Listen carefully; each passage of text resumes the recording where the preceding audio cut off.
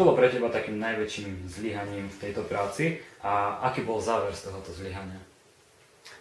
Mojím najväčším zlyhaním alebo neúspechom bola tá možnosť, teda na škole máme tu možnosť, že ako absolventi môžeme svoj absolventský koncert odohrať aj s profesionálnym orchestrom ako solo a v doprovode profesionálneho orchestra na veľkom koncerte. No, kde vlastne musíme prejsť cez veľmi veľa prehrávok, vlastne cez ktoré som prešiel. Akurát tie posledné sa mi moc nevydarili, takže som nebol na túto akciu vlastne vybratý.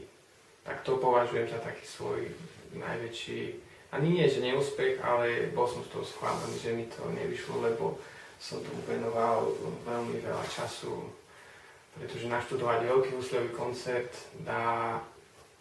to je veľmi veľa hodín odcvičených, veľmi veľa mesiacov až, môžem povedať. Takže potom to človeka tak zamrzí, ale musí ísť ďalej, o tom je hudba.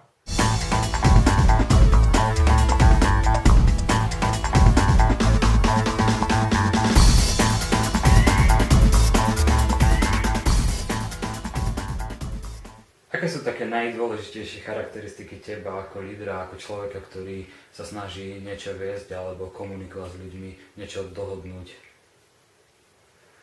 Tak snažím sa vždy vypočuť názory všetkých a vlastne podľa toho sa nejak rozhodnúť alebo nájsť ten kompromis, aj keď nie vždy si myslím, že je najlepší, ale to neznamená, že môj je lepší názor, takže vždy hľadáme nejaké spoločné východisko.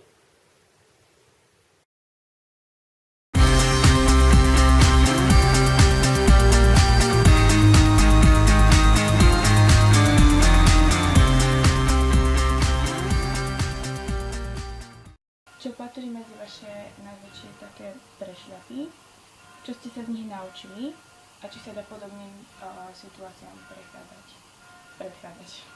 Tak predchádzať nejakým zlým situáciám, myslím si, že sa nedá. Keby sa to dalo, tak už tu neexistujú takéto situácie. My sme prešľapy spravili ich každý, áno. Ako som už spomínal, či to je spojené s tým rozhodovaním. Čiže keď sa zle rozhodnem, tak je to chyba.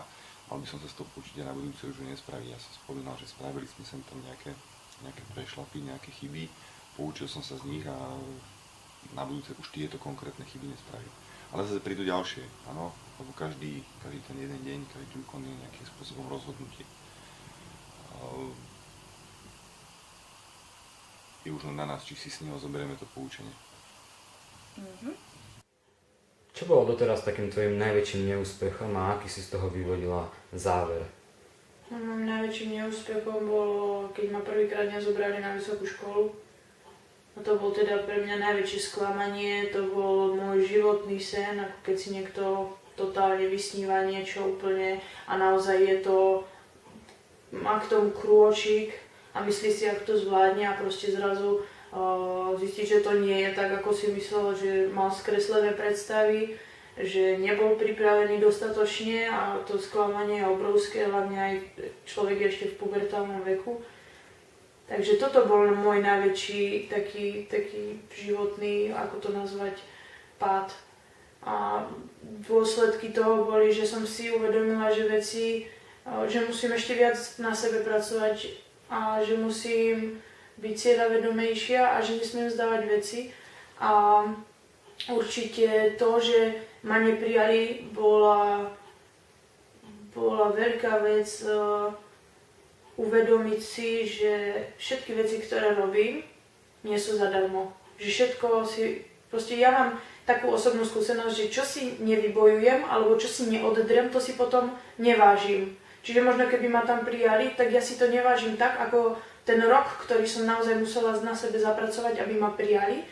A potom som si to celú dobu vlastne vážila, že naozaj, že áno, som tu z tej svojej zásluhy. Čiže určite, ako sa hovorí, všetko zlé je na niečo dobré a v tomto prípade to bolo jak na šerbe, že naozaj ja som si tým musela prejsť, aby som si potom vážila všetko, čo ma v živote postretlo.